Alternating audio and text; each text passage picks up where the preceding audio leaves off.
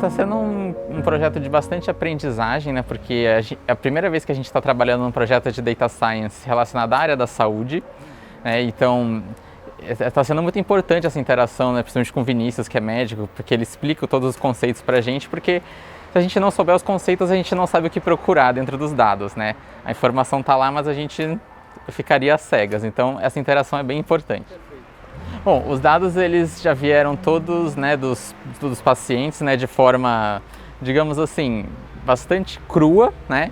E a gente teve todo esse trabalho de fazer a análise dos dados, né? Por exemplo, eliminar aqueles que poderiam interferir no modelo de aprendizado de máquina, né? Porque a gente precisa ter dados, digamos assim, consistentes, né? A gente não pode, por exemplo, alimentar nosso modelo de aprendizado de máquina com dados que sejam inconsistentes. Por exemplo, se a gente tem lá, a pessoa respondeu em um formulário que sente dor e em outro formulário ela respondeu que não sente dor. Isso seria inconsistências que poderiam causar problemas no modelo. Então, a gente fez todo um trabalho de pré-processamento dos dados, né, avaliação, estudo de correlações das diferentes variáveis para chegar no modelo de aprendizado de máquina.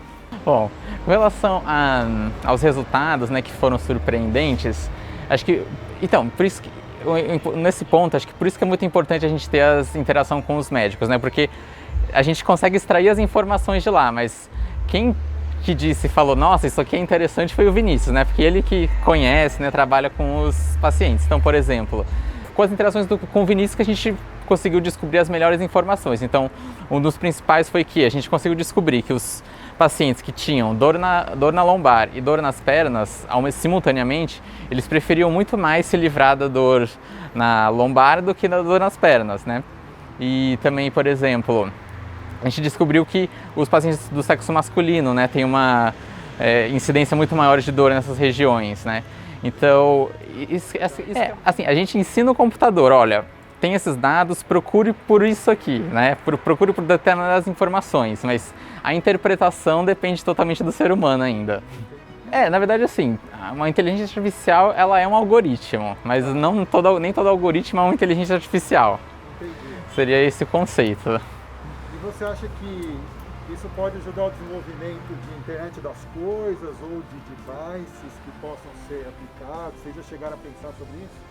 Sim, eu acredito que sim. Eu acredito que conforme esse projeto, né, se desenvolva, a gente consiga alimentar com mais dados de pacientes que vão sendo atendidos, né, o sistema ele vai ficando mais inteligente, né, vai ter mais informações, ele vai ficando mais preciso e também isso amplia a área de atuação do sistema.